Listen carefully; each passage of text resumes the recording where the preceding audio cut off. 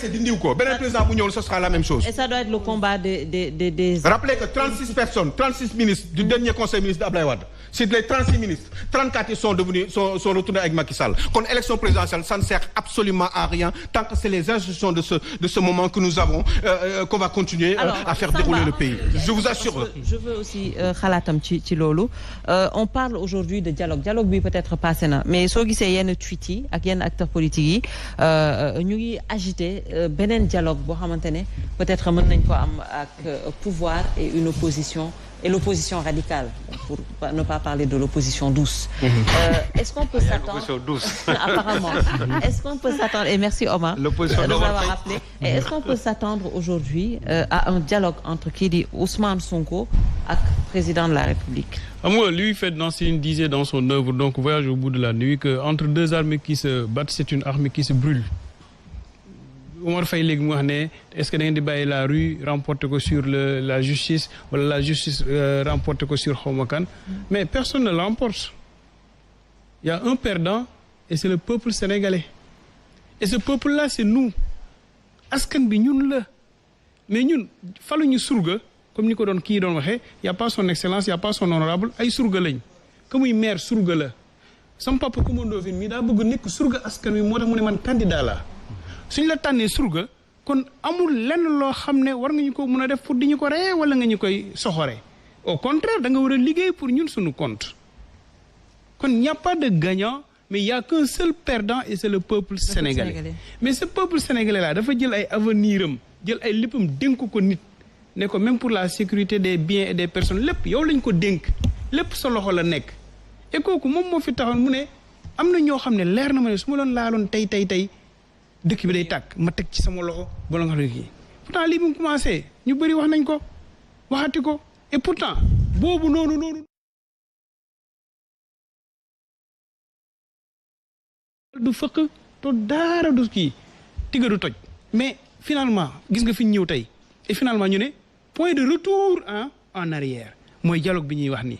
et je l'ai dit aujourd'hui man je prends un exemple boo xoolee autour du président Ousmane Sonko ñi nga xam ne waroon nañoo mën a dem dialoguer dem waxtaan ku ci mel ni Bassirou Diomaye Faye ku ci mel ni Fadilou Keita wala keneen ana ñu tey saa yi jàpp rap dem tëj ci kaso bi léegi kon après nooy dialoguer ak fooy dialoguer ak koy mën a waxal ak kan mooy doon interlocuteur parce que foo gis dafa am ay interlocuteurs y avait des voix autorisées yoo xam ne waroon nañoo jóg pour waxtaan pour xool boo xam parce que ñun li ñuy def yëpp réew mi moo ñu ñor mais tey bu fekkee ces voix autorisées là boo nee salaamaaleykum salaam ñu la maaleykum salaam fële nga koy wuy jee rëbës mais foo jëm cet état là loolu la ñu war a bàyyi xam ne lu c'est pas ça un état moom moo ñu war a mun a gouverner c'est humaniser et humaniser c'est quoi c'est que li la askan bi jox nga delloo leen ko xam ne askan bi peut-être ñoom ci seen bëgg-bëgg seen gis-gis ñoo la tànn si aujourd'hui je prends ce dialogue là où est la conclusion ou bien les conclusions des assises nationales anañu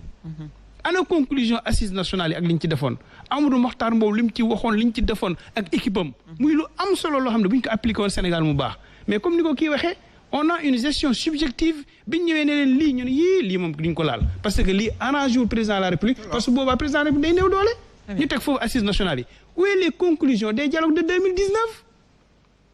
conclusions yooyu dañ ko ranger bugguñ sax wax lu ci jëm dans les tiroirs ñu ñëwaat encore article 80 tey man su may wax ak le président Macky Sall wala may wax ak le Macky Sall candidat bi nga xam ne peut-être war na mën a suba jongante ak Arona Coumba Ndoffène wala mu jongante ak Ousmane Sonko mais ban Macky Sall laay waxal tu vois ce que ça fait loo wax donc ça devient compliqué maintenant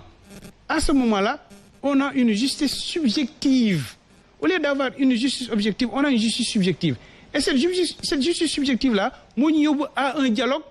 subjectif parce que dialogue bi bu ñu ko tuddee rek ñu ne diw ak diw yéen bañ ngeen ko ba yéen journaliste sax bu ñu waxee dialogue bi ngeen ne les deux cas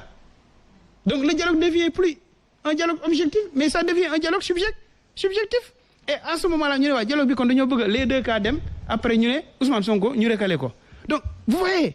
mais pourquoi pas dans ce dialogue là ñu ne ñu le conseil économique social environnemental dañoo war a jël budget am dem jënd ko jiwu gerte yokkal ko béykat yi le haut conseil des collectivités territoriales ñu ne budget boobu noonu vraiment nit ñi sonn nañ ko jël jënde ko garab pour maladie pendant nawet bi le haut conseil du dialogue social anamu est-ce que dialogue bi dégg ngeen ko ci déggu leen sax au conseil du dialogue social et pourtant dafa am budget des milliards yoo xam ne dañ koy jël di ko jeter dans les fenêtres. C'est ça le véritable dialogue. C'est ça le véritable dialogue objectif boo xam ne loolu mooy intéressé Sénégalais yi mais on ne fait pas un dialogue pour choisir des candidats et on fait un dialogue pour écarter des candidats. Je donne un exemple lan moo tax newuñu ne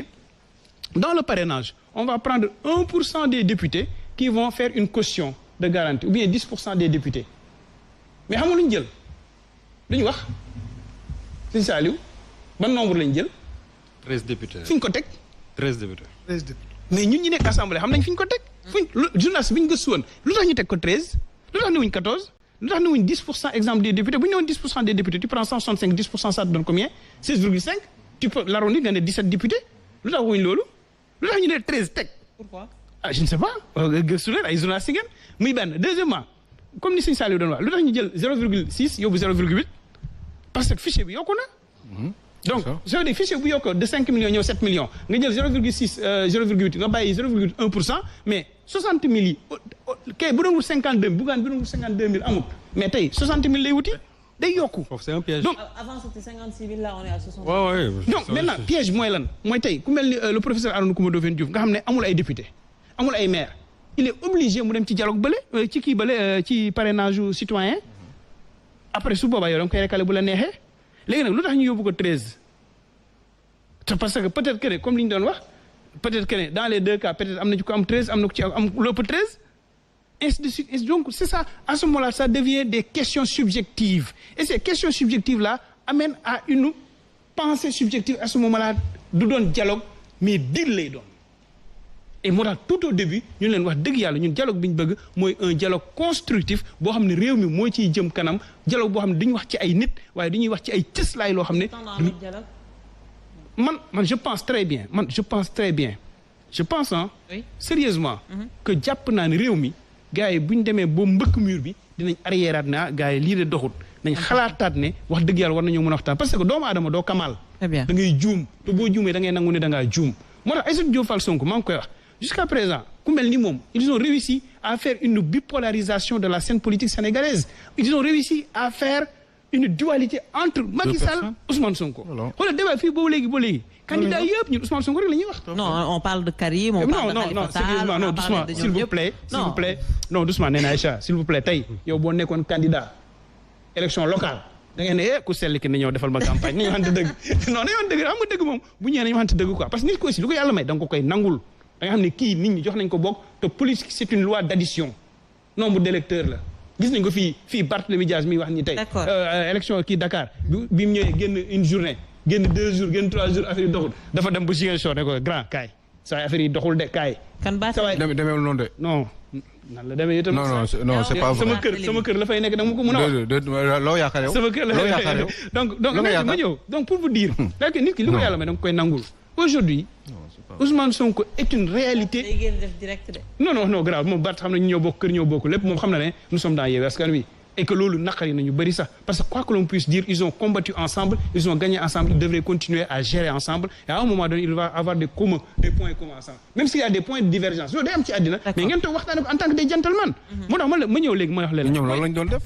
non ma ñëw wax leen non yow da ngay yàq li ko yàq kay ngay yow da ngay yàq léegi ma ñëw wax leen mooy que ne te aujourd'hui Ousmane Sonko est devenu une réalité politique qui a proposé une alternative en début li ñu doon wax anti-système parce que le système de gestion de ce pays-là doxut yow wax nga ko léegi un président bu ñu ko joxee 10 milliards de fonds communs ça pose problème et loolu war nañu ko xoolaat tey bu ñu ñëwee exemple une assemblée nationale un conseil économique ainsi de suite mais yooyu yëpp c'est un système boo xam ne doxul maintenant anti-système boobu moo tax ñu ne on va proposer une nouvelle façon de gérer les gestions publiques un nouveau système de gestion et ce nouveau système de gestion là ku nekk dañ ciy gis sa bopp béykat bi gis ci boppam càmmkat bi gis ci boppam nappkat bi gis ci boppam sénégalais bi nga xam ne moom moo nekk ci marché bi daan dooleem gis ci boppam mais loolu buñ ko bëggee nag journaliste bi gis ci boppam très bien parce que là aussi c'est un autre problème qu'on doit développer parce que kii xam ne ci dara donc tellement d'intérêt yoo xam ne dañ ko war a mën a défendre mais loolu il faut ñu pencoo réew mi toog xalaat ni lii lañ ko war a defee du subjectivité mais ku jàpp fii tey ne Ousmane Sonko da warata bokk wala lii mel ni kii ñetteel bi fomm bi Aïssatou Diop Fall Sonko ñetteel la woon bu fomm moo tax guerre bi ko continuer donc loolu warata mën a continuer parce que xam nga lu tax Ousmane Sonko est une réalité politique boo xam ne. mais qu'est-ce que la réalité politique a à voir avec la justice d'un pays avec une décision de justice ça n'a rien à voir quand même c'est pas parce que vous êtes une réalité politique que vous pouvez vous permettre de faire ce que vous voulez quand même réalité politique ba pare yow ñu condamné la ci benn affaire mais quand même franchement réalité politique kon léegi na ñëpp nekk réalité politique comme ça ku ñu condamné sa affaire baax mooy baax non ma ne la justice est au-dessus de la réalité politique kon nag il faut l'appliquer pour tout le monde. nga bëgg ko nga bañ ko. je suis d'accord la force mais il faut pas en faire une exception non plus. et la loi et les lois sont dites au nom des peuples gis nga même prison bu ñu la fi jóge juge bi day ne au nom du peuple sénégalais dañu leen pour au nom du peuple et c'est ce peuple sénégalais là moo jëlee nit 32 000 voix yóbbu ko ci 1 million de voix c'est ça une réalité politique. Très bien. Et qui veut être une réalité politique n'a qu'à aller être une réalité politique. léegi nag qu'est-ce qu'on fait c'est à vous de voir. donc léegi nag alors justice moom bokkatul daal ko. je sais pas non je sais pas moi je sais bien ce qu'il faut faire. je sais pas. merci ñu ngi ñëwaat ci yéen sànq yaa ngi doon bëgg rebondir bu yu bëri ci. fàtte naa sax yu bëri. mais penses-tu que dinañ dem toog autour d'une table yow yaa ko doon wax je pense la dernière fois que Sonko ak Macky peut-être dañ leen war a teg ci nekk bàyyi leen ñu waxtaan ça allait régler bien sûr yenn affaires yi. Khalifa Ababacar Sall et Karim Meïssa Wade peut-être qu'ils vont participer à l'élection présidentielle. Pourtant am na ñu naan ils doivent encore de l'argent au peuple sénégalais. Comment le comprendre également tout ça. Oui c'est dommage ndax bëggoon naa réagir rebondir sur bari mais. À force j'ai complètement oublié par contre nag honorable xam nga yaa ngi may tooñ naan ma Sonko mais su ma neexoon ma ne la yow tamit partisan wu Ousmane Sonko mu sell mi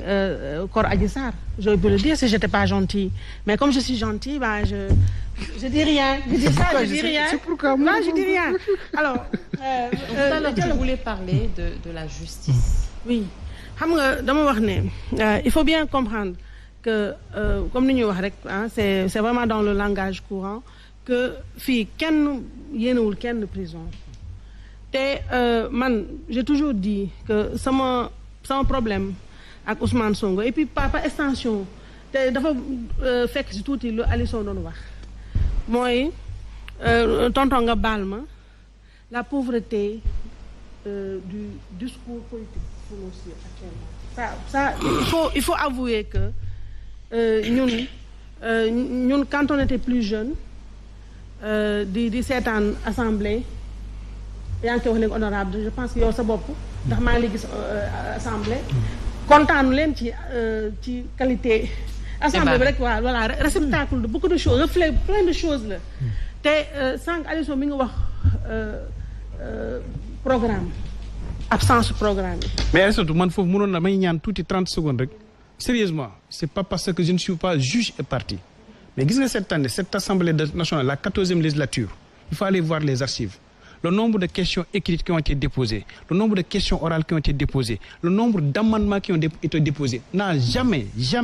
été déposé dans une législature. Non man je peux être... La qualité a été profondément donc dans ce débat. xam nga en qualité. Maintenant parfois il y a des couacs. Oui. On l'accepte, il y a des couacs. Oui, mais sérieusement, par rapport à la qualité des débats, par rapport à la qualité des propositions, on a fait le maximum possible. xam nga honorable li nga wax moom lu tax ma gën a garaaw mooy il faut peut-être être là-bas pour savoir qu'il y a eu tout ça li ngay wax. mais ñun ñi toog ce qu'on voit de loin. Voilà. mais c'est vraiment ça c'est abyssal quoi. dëgg bu garaaw la am parce que tout simplement. ñun ñii yow mii muy man mi ñun ñëpp dañoo yàgg toog di jooy assemblée nationale bu baax. parce que da nga doon gis ay nit dugg assemblée. di am ay comportements yoo xam ne tu as honte. tey jii aujourd'hui boo toogee gis assemblée. man ñëpp laa wax parce que aussi bien Benno Bokk Yaakaar parce que yàgg naa wax ne nit ñi ça c'est juste une parenthèse mais nit yi assemblée nationale ak importance bu mu am. tey jii da ngay xool ne état major politique yi. bu ñu demee ba nga xam ne ñëw nañu ci investir. lan mooy profit ni ñuy investir. xooluñu comme yow man je suis vraiment surprise agréablement surprise man c'est vrai c'est la première fois ma seetaan la ci débat donc ñi nga wax fii ak sànq ni ngay épelé kii de xam naa ne est-ce que ne ko jàngalekat wala genre yooyu mais niveau bi nga am ni te xale nga jeune nga je suis complètement moi ébahie parce que xalaatuma woon loolu. amaan nga beneen xarit parce que. oui bien amaan à chaque fois nag moo tax seen TV loolu waxuñu ñeent. non mais parce que ku sell ki loolu la formé ku sell ki loolu la formé non ku sell ki non non. non non ëpp niveau. donc je veux dire tey jii da ngay toog nga gis ñi ñuy investir yaa ngi wax sànq à la tête du client mais c'est vrai souvent assemblée nationale pas seulement sous Macky Sall ak yooyu man li ma fekkee yëpp ñun 2000 la ñu commencé di xam li xew ci réew mi mais ñi nga gis ñëpp ñu dugg avant 2000 nga doon xool vite fait gis ay Abdourahmane ay affaire yooyu genre yooyu ay ñoom puritain et cetera mais boo ñëwee léegi de 2000 à nos jours da ngay gis ay vraiment ay nit yoo xam ne ñu taxaw di def ay comportements yoo xam ne nii qui te font honte nga jógee assemblée nga ñëw li ñu problème bi ñu am ni mooy je reviens c'est pour revenir à ta question antérieure si dialogue bi tey nga xool man yàgg naa wax ne ñun Sénégalais yi quelque part on a les hommes politiques qu'on mérite parce que nous ne sommes pas exigeants et j'espère que cette fois-ci on va être exigeants parce que nous sommes obligés d'être exigeants nii ndax dinaa si ñëw lan la Ousmane Sonko représenté et lan mooy méritam face à lii am donc je dis nga ñëw tey Sénégalais yi yàgg nga dégg ñu ni vote affectif la ñuy voté feeñ na tamit ci maire yi élection yuy jàll yëpp ñu bëri xamuñu ki ñu voté xamuñu lan la lu leen intéressé mooy vote sanction la ñu doon def bëgguñu voté Macky Sall ak ñi mu àndal dañu voté mu sell bi aveuglément dañu voté mu sell bi après bu ñu paree nag c'est la soupe à la grimace actuellement nii wax ma ban maire moo liggéey Assemblée nationale yéen c'est pas votre faute te vous avez beaucoup de mérite parce que au départ c'était pas vous l'équipe A vous étiez l'équipe B te vous n'avez pas démérité ay xale ngeen ñëw ngeen te da ngeen ñëw face à une situation boo xam normalement tey jii képp ko def politique pour man école bu gën a grave de formation c'est l'Assemblée nationale c'est pas nga xëy suba rek ñu propulser la ministre DG loolu mooy indi mooy jur moo tax boo dégg ma ne Macky Sall dafay yàq institution yi foofu laay waxee ñoom Abdoulaye Wade moo ko commencé woon fii chaque jour nga dégg Abdoulaye Wade nommé ay ministres yoo xam ne da ngay toog yu toi tu as honte Macky Sall bu mu ñëwee loolu la continuer ba tax na léegi nii suñu institution yi n'importe qui se lève tu crois que tu peux être DG voilà n'importe qui se lève tu crois que tu peux être ministre et aussi n'importe qui se lève tu crois que tu peux être président de la République te man je dis aussi bien du n'importe qui moo mun nekk man sama patron mais du n'importe qui moo mun nekk man sama président de la République loolu na lu ko indi moo tax yéen xale yi yéen la nouvelle classe d'hommes politiques ñun ci yéen lañu yaakaar mais ce sursaut là salvateur de toute une république maintenant loolu nag lan lay wane mooy tey jii ñun en tant que peuple sénégalais ñun on ne sait pas voter parce que on ne sait pas choisir ndax sunu paradigme yooyu moo yàqu xooluñu ne honorable Samba Dang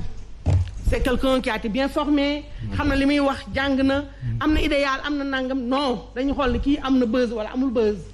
moo tax loolu tam c'est notre responsabilité à nous journalistes c'est vrai parce que ñun aussi exigence de qualité boobu nga xam ne avant ñun suñu aînés yi suñu doyens yi micro yeeg plateau yi tout le monde y avait accès tu n'avais pas besoin tey ngay neexal nenn Aïcha pour ñëw wala keneen ak neneen ba automatiquement ñun c'était une compétition pour feeñal ay nit moo tax sax ju nga dégg ñun dañuy créer ay nit ñun notre fonction notre vocation c'est justement de proposer parce que nous on est à l'opinion à la formation de l'opinion publique donc quand tu parles de formation de l'opinion publique tu parles de facto mais de ceux-là qui la font donc bu fekkente ni ñun journaliste de base tey ji loo gis émergence Sonko mooy la bipolarisation boobu nga wax lu garaaw la te lu dangereux la parce que après man yàgg naa ko wax pour parler de nous journalistes suñu responsabilité dans ce qui est en train d'arriver mooy da ngay gis journaliste bu jóg faral Sonko directement nga xam ne kii Sonko la faral keneen ñëw faral Macky Sall léegi tout le reste ñoom sama tonton yooyu on ne parle pas d'eux